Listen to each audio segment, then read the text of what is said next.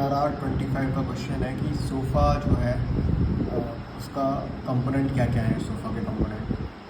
तो पहली बात तो देखो सोफ़ा क्या है, पहले हम ये देख लेते हैं। सोफ़ा है तुम्हारा सीक्वेंशियल ऑर्गन फेलियर असेसमेंट। दूसरा नाम है वो क्या है, सोफ़ा का sequential sepsis related organ failure assessment.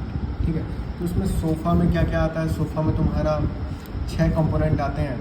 सबसे पहले ऊपर से नीचे अगर हम जाएँ तो सबसे पहले तुम्हारा आ रहा है न्यूरोलॉजिकल कंपोनेंट, फिर रेस्पिरेटरी कंपोनेंट, फिर तुम्हारा कार्डियोवैस्कुलर कंपोनेंट, लिवर जिसमें सीरम बिलिरुबिन वगैरह आ जाएगा, रीनल जिसमें आपका सीरम क्रिएटिनिन वगैरह आ जाएगा, और कोगुलेशन से रिलेटेड जिसमें तुम्हारा प्लेटलेट काउंट हो जाएगा।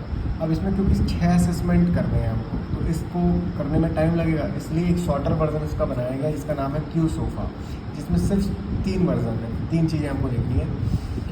तो जैसे यहाँ पे न्यूरोलॉजिकल था उससे रिलेटेड यहाँ पे अल्टरमेंटेशन आ गया, जिसमें हमने GCS देखा और GCS लेस देन 13 होना चाहिए। अब आपके लिए क्वेश्चन ये है कि नॉर्मल तुम्हारा GCS मतलब कितना रहना चाहिए, और मैक्सिमम कितना होता है, और लोएस्ट कितना होता है GCS, है ना।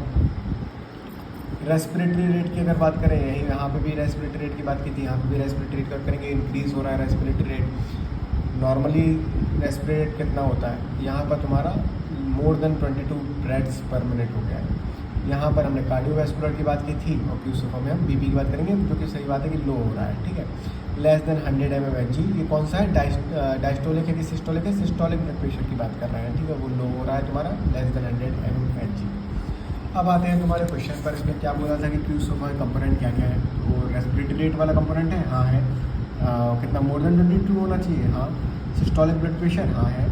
कितना होना चाहिए, लेस देन 100 होना चाहिए। मेंटल स्टेटस का अल्ट्रेशन, हाँ है। प्यूपल की तो कोई बात ही नहीं है, तो ये तुम्हारा रॉन्ग हो जाएगा, बाकी सारे सही हो जाएंगे। अब एक और क्वेश्चन है इसमें, ये क्वेश्चन जो है तुम्हारा आया हुआ है CME में, कंबाइंड मेडिकल एग्जामिनेशन UPSC वाला। अब इसमें क्या है क्वेश्चन ये है तुम्हारा कि which of the following are the components of the sofa. इसमें सोफ़ा के कंपोनेंट्स पूछ लिए, तो सीरम बिलिरुबिन, हाँ है, क्योंकि लिवर की बात तो हमने की थी। प्लेटलेट काउंट, हाँ, क्योंकि कोगुलेशन से रिलेटेड हम बात कर रहे थे। सीरम क्रिएटिनिन, जो कि किडनी से बात करता है।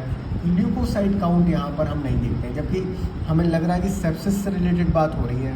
सोफ़ा में तो सेप्सिस से रिलेटेड बात हो रही है, तो हो सकता है WSC की बात होनी हो, लेकिन ऐसा नहीं है। ल्यूकोसाइट काउंट की बात हम नहीं करेंगे यहाँ पर। ठीक है, तो ये दोबारा खत्म